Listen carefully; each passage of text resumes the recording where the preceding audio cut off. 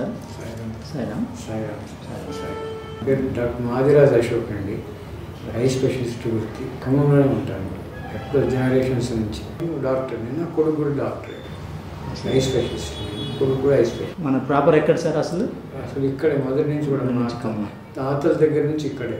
సత్యసాయి ఆర్గనైజేషన్లోకి ఎప్పుడు వచ్చారు సార్? ఏ ఇయర్ వచ్చారు? సత్యసాయి ఆర్గనైజేషన్లో వాళ్ళు ఒకసారి నన్ను సర్వీస్కి ఇన్వైట్ చేశారు. సింగరేణి కాలేజ్లో పనిచేసి కొన్నాళ్ళు ఇక్కడ ప్రాక్టీస్ పెట్టడానికి ముందు. అప్పుడు వాడు సర్వీస్ పిలిస్తే పోయినా. ఎన్ని సంవత్సరాల కింద సార్? అది సుమారు 81, 82, 83 ఆ ప్రాంతంలో.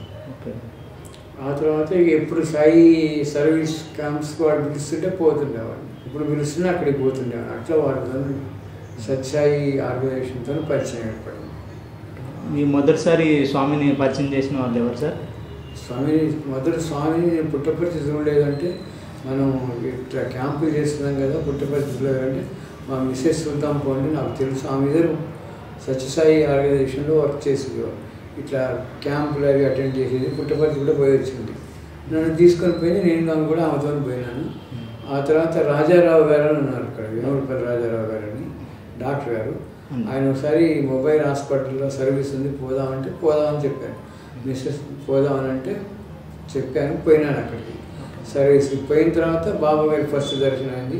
పక్కన దగ్గర కూర్చొని వచ్చాము, దర్శనం అయింది. ఇక్కడ పుట్టపర్తిలో ఏ సేవలు చేసేస్తారు? పుట్టపర్తిలో మొబైల్ సేవతో స్టార్ట్ అయ్యింది. మొత్తం మేము బ్యాచెస్, మేము మెయిన్ స్టార్ట్ అయిన బ్యాచ్ అని స్టార్ట్ అయింది. ఫస్ట్ బ్యాచ్లోనే ఉన్నాం మేము. ఇప్పుడు ఆర్గనైజ్డ్ కాదు అప్పుడు. అట్లా జనం వస్తూనే ఉండేవాడు. మేము చూసిన మామూలు జనరల్ ఎట్లా జరిగిందో అట్నే జరిగేది. ఓకే. కానీ ఆ తర్వాత ఇప్పుడు బాగా ఆర్గనైజ్ చేసి నరసింహం గారని డైరెక్టర్ వచ్చారు. వచ్చిన తర్వాత దాన్ని ఆర్గనైజ్ చేశారు. దాని గురించి ఎక్కడికి పోవడం మొదలుపెట్టారు. అయితే మా చిన్నాయన గారు ఉంటారు, మాదిరాజ్ వెంకటేశ్వరరావు గారు. ఆయన ఈ విషయంలో ఒక చిన్న మాట చెప్పారు నాకు. ఏం చెప్పారంటే, ఇక్కడ పెరుగు శివారెడ్డి గారు అని ఉండేవాడు. ఆయన Padma Vibhushan, doctor I specialist, professor of ophthalmology. ఆయన సాయి సేవ చేస్తుండేవాడు. అక్కడ సర్జరీస్ చేస్తూ ఉండేవాడు. అయితే ఆయన ఒకసారి అడిగారట, ఈ గ్లాసులు ఎక్కడికో పోయి కొనుక్కుంటారు, ఎక్కడ కొనుక్కుంటారు, ఏం చేస్తారు, కష్టమైంది కదా అంటే, నేను ఇక్కడ నేను ఎవరికైనా నేర్పిస్తానండి, గ్లాసులు ఫిట్ చేయటం ఇవ్వటము, అప్పటికప్పుడు ఫిట్ చేసి ఇవ్వచ్చు అని చెప్పాను. నేను ఆయన అడిగితే ఆయన కుదరలేదు అన్నాడు. నేను చెప్పాను, నేను చేసి పెడతాను, మా బాబాయ్కి చేయొచ్చు, నేను చేస్తాను అన్న. ఇప్పుడు ఎడ్యుకేటెడ్ పీపుల్ అవైలబుల్ ఉన్నారు, మనం చేసుకోవచ్చు అంటే సరే అని అట్లా ఒక అతనికి ట్రైనింగ్ ఇవ్వడం కోసమని వరుసగా ఒక 2 సంవత్సరాలు రెగ్యులర్గా ఆ పుట్టపర్తి మొబైల్ హాస్పిటల్లో పనిచేయడం కోసం పోయినా. కరోనాకు ముందు పోయిన తర్వాత ఒకతను పర్ఫెక్ట్ అయినాడు అని తెలిస్తే అక్కడి నుంచి నేను వచ్చేసాను. అది కంటిన్యూ అవుతూ ఉండే. మళ్ళీ ఈ కరోనా తర్వాత ఒకసారి సర్వీస్కి పోయినప్పుడు అతను వెళ్ళిపోయినాడు. అతను లేడు, ఏమైందో తెలియదు నాకు. మరి అతను రావట్లేదు అన్నాడు. మళ్ళీ ఇంకొకరిని ట్రైనింగ్ చేయడానికి రీసెంట్ ఎండింగ్కి పోతున్నా. అక్కడికి అందరిది ఏంటంటే అక్కడ ఏంటంటే సర్వీస్ అనే ఒక ఏమిటో అంటే సర్వీస్తో పోతే అక్కడ సర్వీస్ చేయడం వరకే ఉంటుంది, కానీ ఏ అటాచ్మెంట్ అనేది ఉండదు. ఇప్పుడు నేను ఒక బాధ్యత, ఒక అటాచ్మెంట్ తీసుకొని అక్కడికి పోతున్నాను. సర్వీస్ అంతే వాళ్ళు అరేంజ్ చేస్తారు, మనం పోయి సర్వీస్ చేసి వస్తాం అక్కడ మామూలుగా అందరూ. నాకు అట్లే కాదు, నాకు ఒక అటాచ్మెంట్, నాకు ఒక మిషన్ ఉంది. ఒక పనిని మనం కంప్లీట్ చేయాలి, ఫలానా పనిని కంప్లీట్ చేయాలి ఉపయోగం కోసం. అదేంటంటే గ్లాసులు ఫిట్ చేసి అప్పటికప్పుడు వాళ్ళకు ఇవ్వడం కోసమని. అంతమంది పోయినప్పుడు కూడా ఫారెన్ నుంచి వచ్చిన వాళ్ళంతా కూడా ఎవరన్నా కూడా దీన్ని అలా చూస్తుండేవాళ్ళు. ఇండియా నుంచి వచ్చిన వాళ్ళు కొంతమంది మన పుట్టపర్తి జరిగే ఇష్యూని చూసి ఇట్లా చేస్తే బాగుంటుంది అనే ఉద్దేశంతో ఉన్నారు. తర్వాత నేను ఒక 5 సంవత్సరాలు వచ్చిన తర్వాత ఖమ్మంలో కూడా నన్ను పిలిచారు రాజారావు గారు, వచ్చి మీరు ఇక్కడ సర్వీస్ చేసి పోయినప్పుడు అప్పుడు ఇక్కడే అది వీళ్ళు పే చేస్తుండేవాడు, వాళ్ళు ఇస్తుండేవాళ్ళు. ఎప్పుడో వాళ్ళు వచ్చేవాళ్ళు, వీళ్ళు పోయేవాళ్ళు, గ్లాసులు తీసుకుపోయేవాళ్ళు కదా, మిగిలిపోతుంది వీళ్ళ దగ్గర. అట్లా కాకుండా గ్లాసులు అక్కడికక్కడ ఫిట్ చేస్తాయి కాబట్టి వేస్టేజ్ ఏముండదు. ప్లస్ అప్పటికప్పుడు మనం పేషెంట్కి ఇస్తే పేషెంట్ కూడా సాటిస్ఫాక్షన్గా ఉంటుంది అని ఉద్దేశంతో మొదలుపెట్టాం. అట్నే ఇక్కడ కూడా మనం ఇస్తున్నాం. మళ్ళీ ఇప్పుడు అట్నే అక్కడికి పోతున్నాను అనమాట. ఎన్ని సంవత్సరాలుగా సర్వీస్కి వెళ్తున్నారు సార్ మీరు? 80 నుంచి బాబా గారి సర్వీస్ 1980 నుంచి. అది పుట్టపర్తి మాత్రం బాబా గారి మొబైల్ యూనిట్ స్టార్ట్ చేయగానే పోయినా. చాలా ముందే 6 కొత్త హాస్పిటల్ కట్టిన తర్వాత ఇప్పుడు 90 ఆ ప్రాంతంలో, 91, 92 ఆ ప్రాంతంలో ఈ మొబైల్ హాస్పిటల్ దానికి పిలవడం మొదలుపెట్టారు. అప్పటి నుంచి పోవడం మొదలుపెట్టారు. అక్కడ ఎప్పుడు మన అవసరం ఉందని పోయి మొదలు సర్వీస్ చేసేవాడిని. ఇది మొదలుపెట్టి ఒక 7-8 ఏళ్ళు అయింది. ఇట్లా పోయినప్పుడు ఇట్లా గ్లాసులు ఫిట్ చేసి ఇవ్వటం అనేది అక్కడ కరోనాకు ముందు చెప్పిన తర్వాత 2 ఏళ్ళ తర్వాత కరోనా అయింది. కరోనా తర్వాత మళ్ళీ ఇప్పుడు పోతున్నా. ఇప్పుడు కరోనా 3 ఏళ్ళే కదా అయింది. 3 అంతకుముందు ఒక 5 ఏళ్ళు వేసుకుంటూ ఒక 8 ఏళ్ళు 8-9 ఏళ్ళ నుంచి ఈ సిస్టమ్ అంటే ఈ పెద్ద అప్పటికప్పుడే గ్లాసులు ఇవ్వడం అనే సిస్టమ్ తయారు చేస్తాం. అక్కడ మొదలుపెట్టాను. అదే ఇక్కడ కూడా మొదలుపెట్టేసాను అదే టైం. స్వామితో మీకున్న అనుభవాలు చెప్పండి సార్. స్వామితో ఉన్న అనుభవం ఏంటి అంటే ఆయనతో నేను ఎప్పుడు నేను అడగలేదు, ఆయన నాకు ఇంటర్వ్యూ ఇవ్వలేదు. కానీ ఆయనకు స్వప్నావసరం నాకు ఎప్పుడు అవసరం ఉన్నప్పటికీ ఏ అవసరం ఉన్నా నేను అవసరం ఇది నాకు ఏర్పడింది, దీనికోసం ఎంతో శ్రమ పడాలనే ఉద్దేశం లేకుండా ఎప్పటికప్పుడు ఆయన నాకు గైడెన్స్ ఇస్తుండేవాడు. కొన్నిసార్లు కొన్ని వేదనలు ఆవేదనలు ఉన్నా కూడా ఆరోగ్యపరంగా బాగా లేకుండా కూడా ఆయన ప్రత్యక్షంగా నాకు సహాయం చేశారు. నేను బయటపడ్డాను. నాకు బైపాస్ ఆపరేషన్ అయింది. దానికి ముందు బాబా గారి ఆశీస్సులతో నాకు సర్జరీ చేయించుకోమని చెప్పారు. ఆయన ఆపరేషన్ చేయించుకున్నాను. ఏ సంవత్సరంలో సార్? అది 1999-2000 ఆ ప్రాంతంలో. స్వామి అయితే అంత మంచి జరిగింది. ఆయనే చేయించుకోమన్నాడు ఆపరేషన్. నిధులో పడుకున్నవాడిని లేపి నాకు చెప్పారు ఆయన. నిధులో పడుకున్నవాడు ఒక కళను అదే కళ 3 సార్లు వచ్చింది, లేవలేదు. తర్వాత నన్ను తట్టి లేపారు ఆయన. తట్టి లేపితే లేచి చూస్తే నా పక్కనే ఉన్నారు ఆయన. తర్వాత ఆయన డిజప్పేర్ ఆయన మాయమైపోయారు. నేను తెలుసుకున్నాను అప్పటికే నా యొక్క పరిస్థితి తెలిసింది. మర్నాడే హైదరాబాద్ పోయి ఆపరేషన్ చేయించుకున్నాను. మర్నాడు పోగానే ఆపరేషన్ చేశారు. ఆ మర్నాడే చేశారు అంటే సర్జరీ, ఎమర్జెన్సీ సర్జరీ చేయించుకొని అప్పటి నుంచి ఇప్పటిదాకా బాగున్నా. ఇప్పుడు బాగున్నా. అప్పటి నుంచి 1990 నుంచి మొదలు పెడితే ఇప్పటిదాకా చాలా మంచిగా ఉన్నాను నేను. అంటే ఇప్పటికీ సైకిల్ దొక్కుతా, వాకింగ్ చేస్తున్నా, ఆరోగ్యంగా మంచిగా ఉన్నాను. నేను చూడబట్టే 15 సంవత్సరాలు దాటింది సార్. స్వామి ఆయన దయ బ్రహ్మాండంగా అంతా ఆయన కృప కదా. ఆయన వచ్చిన తర్వాత అంతకుముందు జీవితానికి కొన్ని నిర్దేశం లేకుండేది. ఆయన వచ్చిన తర్వాత ఆయన సాంగత్యం అంటే ఆయన దగ్గర పుట్టుపర్తి పోవడం తర్వాత ఒక ఏం జీవితాన్ని మనిషి ఎందుకు బతకాలి, ఏం చేయాలి, జీవితం ఎంతైనా ఉండనియండి, ఎంత కాలాన్ని బతకనియండి, ఎట్లా బతకాలి, ఏం బతకాలి అనేటి ఒక ఊత అనేది వచ్చింది. ఏ దారిలో మనం పోవాలి జీవితాన్ని. మా నాన్నగారు పోయిన తర్వాత నాకు పెద్దగా, మా నాన్నగారు అప్పుడు 92 అట్లా పోయిన తర్వాత, మా నాన్నగారు పోయిన తర్వాత ఆయన నిర్దేశంతోనే ఈ జీవితం అంతా కూడా నడుస్తుంది. ఆయన ఉన్నప్పుడే, మా నాన్నగారు ఉన్నప్పుడే నాకు ముగ్గురు, ఎప్పుడు తండ్రి అన్నప్పుడు ముగ్గురిని పెట్టేవాళ్ళు. ఒకరిని ఉంటే మా నాన్నగారు ఎట్లాగో మా తండ్రిలాగాని, తర్వాత మా గురువు ఉండేవాడు, మా గురువు గారిని, తర్వాత బాబా గారు ఉన్నారు కదా, బాబా గారు. ఈ ముగ్గురులో ఎప్పుడు కన్ఫ్యూజ్ అయింది. ఒకళ్ళ పేరు చెప్పబోయి ఇంకోళ్ళ పేరు చెప్పిన సన్నివేశాలు కూడా ఉన్నాయి. వాళ్ళ మార్గదర్శనంలో నడుస్తున్నాను. వాళ్ళే ఎప్పుడు స్ఫూర్తిగా నిలుస్తారు నా జీవితాన్ని నడపడం కోసం. ఒక దిశ నిర్దేశం అనేది దొరికింది. ఒక గమ్యం అంటూ ఏంటి, ఇది ఒక ప్రయాణం. ఈ ప్రయాణం ఎడిపోతుందో మనకు తెలియదు. కానీ బాబా గారి యొక్క సాంగత్యం తర్వాత మనం ఏది ఆలోచించకుండానే సంతోషంగా హ్యాపీగా మన జీవితం పోతుంది. దీని ఒక నిర్దేశం అనేది దొరికింది. ఈ జీవితానికి ఒక మార్గం, ఎటుపోవాలి, అది ఎడిపోతుంది అనేది విషయం వేరు.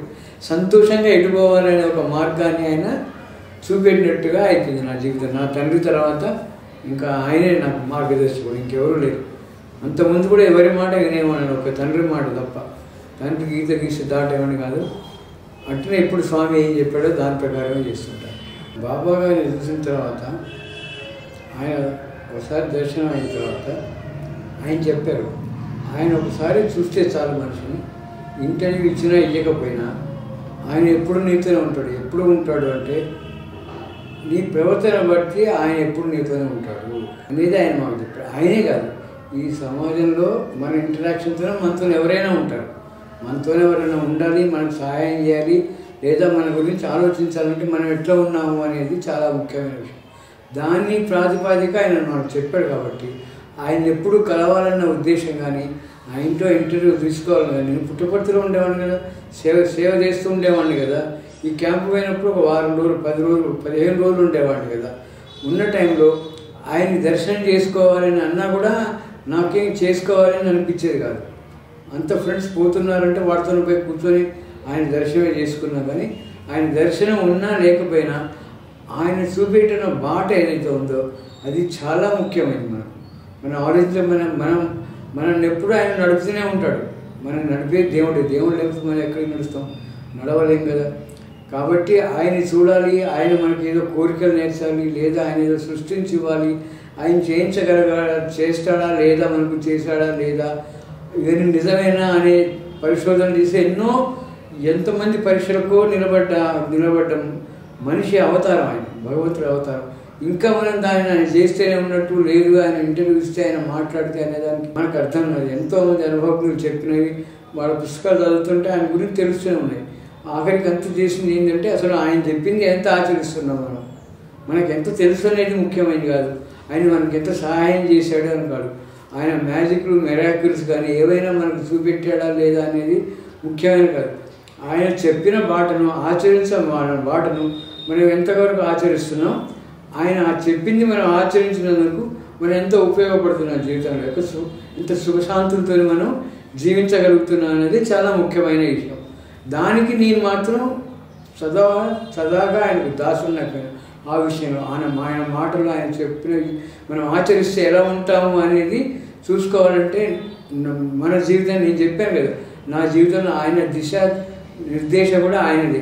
ఇంకా మనకి ఇంకేం ఇంతకన్నా మనకి కావాల్సింది ఏంటి జీవితంలో, సుఖశాంతులతో జీవిత పాటను అంతా కూడా నడిపించడం కోసం అని. ఒక రఘువంశంలో శ్లోకం ఉంది, శైశవ్య అభ్యస్త విద్యానాం ఇవ్వనే విశేషీణం వార్ధకే మనవృత్తినాం యోగినాంత తనుచ్చేదాం అని. అంటే చిన్నప్పటి నుంచి చదువుకుంటాం, నేర్చుకుంటాం అక్కడికి పోయి, తర్వాత పెద్దవాళ్ళం అయిన తర్వాత ఉద్యోగం చేసి ఈ ప్రపంచంలో విషయాలన్నీ గ్రహిస్తూ మన సంస్కారాన్ని మనం తయారు చేసుకుంటామంట. వృద్ధులుగా అయిపోయిన తర్వాత యోగులుగా ఈ ప్రపంచం డిటాచ్మెంట్తో మనం చిన్నగా ఈ లోకాన్ని వదిలిపెట్టిపోతామంట. మొదటి నుంచి కూడా నా అదృష్టం ఏంటో నాకు తెలియదు, కానీ నా జన్మ సంస్కారం, తల్లిదండ్రుల సంస్కారం కానీ, ఈ సమాజంలో నాకు కలిగిన యొక్క సంబంధాలు కానీ, స్నేహితులు కానీ, బంధువులు కానీ, గురువులు కానీ, ఎవరైనా కానీ నన్ను ఎప్పుడు ఏ పాటలు నడిపారంటే ఎప్పటికి ఏది కావాలంటే అది నేను ఏం అనుకున్నాను అది నాకు ఆటోమేటిక్గా వస్తుంది, నడుచు వస్తుంది. ఇది నా ఒక్కడిలో జరుగుతుంది, అందరూ జరిగితే ఏంటి అనేది నాకైతే తెలియదు. కానీ ప్రతి జీవితంలో ప్రతి సన్నివేశంలో లేదా ప్రతి చోట 90% నాకు గుర్తంత వరకు సుఖశాంతులతో నా జీవితం అంతా గడిచిపోయేది. దానికి కారణం నాకు పూర్వజన్మ చేసుకున్న కృతమో లేకపోతే నా తల్లిదండ్రులు ఎవరో తెలియదు. కానీ ఎప్పుడైతే నాకు నా తండ్రి అనేవాడు లేకుండా పోయినాడో, నాకు ఎప్పుడైతే మార్గదర్శకత లోపించింది అనుకున్నాను, నా గురువు నాకు కనపడకుండా పోయినాడు, ఆ టైంలో ఆయన నాకు ఒక గురువులాగా, ఒక దేవుడిలాగా ఏర్పరిచి నా బాటను శాంతి సుఖాలతో మంచిగా పోయేటట్టుగా చేశాడు. కాబట్టి ఆయన చెప్పింది చేసుకుంటూ పోతే, ఆచరించుకుంటూ పోతుంటే సుఖశాంతులు ఎట్లా ఉంటాయి, జీవితం ఎట్లా ఉంటుంది అనేది ఒక్కటి మాత్రం నేను చెప్పగలను నా అనుభవంతో. సమాజానికి ఏం చేయలేదు, 2 పనులు ఆయన చెప్పాడు చేయమని. ఆయన చెప్పిన 2 పనులు, ఒకటి చేయొద్దని చెప్పాడు, 2 చేయమని చెప్పాడు.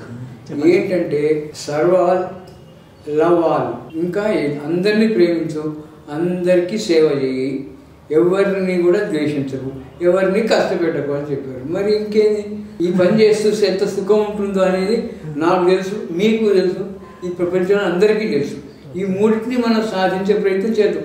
ఎంతవరకు మన జీవితం యొక్క గమ్యం ఇదే కావాలి. ఈ గమ్యంలో మనం నడుస్తూ పోతే మన సుఖశాంతులతో తప్పకుండా ఉంటాం డెఫినెట్గా. నోరు మంచిదా అంటే ఊరు మంచిదా అన్నట్టు, నీకు ప్రేమ ఉండి సేవ చేస్తూ ఉంటే ఇక నిన్ను కాదనేవాడే ఉంటాడు ఈ ప్రపంచంలో, ఎవరు లేరు కదా, నువ్వే దేవుడు అవుతావు. అదే కదా ఆయన చెప్పిన మార్గం. నువ్వు దేవుడికి కావాలంటే ఎట్లా ఉండాలి అనేది ఆయన చెప్పాడు. భగవద్గీతలో లాగానో, పురాణంలో లాగానో, బైబిల్లో లాగానో, అది చేయి, అట్లా ఉండు, ఇట్లా ఉండు, ధ్యానం చేయి, పూజ చేయి, కింద లేచి పండుకో, వంగి లే, ఇవన్నీ ఏం చెప్పలేదుగా. ఇట్లా ప్రార్థన చేయి, అడుగుల్లో ఉంటూ ముక్కు మూసుకో, ఏం చెప్పలేదు కదా. చెప్పింది ఏంటి, 3 విషయాలు ఆయన చెప్పింది. Love all, serve all, heart never. ఈ జీవితంలో ఇది ఒక భాగం అయితే జీవితం మొత్తం కూడా ఇలా నడిస్తే అసలు ఎట్లా ఉండాలో అనేది నీకు తెలుస్తుంది అని ఆయన చెప్పాడు. అది చాలా నిజమైంది. ఇక అంతకన్నా కావాల్సిన ఆధారం అనేది కూడా జీవితాన్ని కొద్దిగా బ్యాలెన్స్ చేయాల్సిన పని లేదు, కష్టపడాల్సిన పని లేదు. మీ ఆశించగలిగితే అబద్ధం ఆడొద్దు అని చెప్పలేదు, దొంగతనం చేయలేదు అని చెప్పలేదు, రాజకీయాల్లో ఉండొద్దు అని చెప్పలేదు. నీతిగా, నిజాయితీగా, సత్యం బతుకుతూ మంచి మనోవాక్య కర్మలతో శుద్ధతగా ఏం చేసిన లవ్ ఆల్ సర్వాలని కూడా అట్నే మనస్ఫూర్తిగా తనువు మనసు అన్నీ కూడా ఇన్వాల్వ్ అయ్యేటట్టు చెయ్యి అన్నాడు. సత్యం అన్నాడు. సత్యం అనేది చాలా ముఖ్యమైనది. సత్యైన ధారతే పృథ్వీ, సత్యైన తపతే సూర్య, సత్యైన సర్వం జగం అని సామెత. అంత జగం నడిచేది అంతా కూడా సత్యం మీదనే నడుస్తుంది. వర్షాకాలం వస్తే వర్షం పడుతుంది, వానాకాలం వస్తే వాన వస్తుంది, చలికాలం చలి ఉంటుంది, ఉదయాన్నే సూర్యుడు వెళ్ళేస్తాడు, సాయంకాలం సూర్యుడు అస్తమిస్తాడు. ఇవన్నీ కూడా సత్యాలు. భూమి గుండ్రంగా తిరుగుతుంది, అయినా నీకు అనిపిస్తుంది భూమి తిరగట్లేదు, నువ్వే ఉన్నావు, అదే తిరుగుతున్నట్టు అనిపిస్తుంది. ఇవన్నీ కూడా సత్యం ఏదైనా నీ భ్రాంతి ఏదో, నీ సత్యం ఏదో ఈ లోకమే చెప్తుంది, నీకే తెలుసు. మనకు తెలుసు, అన్నీ తెలిసి మనం అనవసరంగా వాపోయి అన్నీ కూడా బాధలని పడతామని ఆయన చెప్పాడు. నిజంగా కదా, అది నిజంగా అనిపిస్తుంది కదా నాకు జీవితాన్ని చూస్తే. అంతకుమించి కష్టాలనేవి లేవు. మనం ఊహించుకున్నవే కష్టాలు, మనం ఆచరించినవే సత్యాలు. ఆ సత్యాలు ఆయన చెప్పినట్టుగా ఉంటే మనం ఎప్పుడు సుఖశాంతులు చదువుంటాం. ఇంకా దీనికి వేరే చెప్పాల్సిన పని లేదు. ఆయన సందేశం ఆయన చెప్పింది. ఏ మతంలో చెప్పినా ఇదే చెప్తారు. అందరినీ ప్రేమించు, అందరినీ సేవించు, ఎవరికి నష్టం చేయక, ఎవరిని కష్టపెట్టరు. నువ్వు ఎక్కడికి పోయినా, ఎక్కడ తిరిగినా, ఎడి తిరిగినా, ప్రతి మానవ సమాజంలో ప్రతి చోట చెప్పేది ఇదే. ఇది ఆచరించగలిగితే ప్రతి వాళ్ళకు శాంతి సుఖం ఉంటుంది. అందరికీ శాంతి సుఖం ఉందంటే ఈ ప్రపంచం అంతా బాగుంటుంది. బాగా చెప్పారు sir. Sairam. Thank you sir. Sairam. Thank you sir.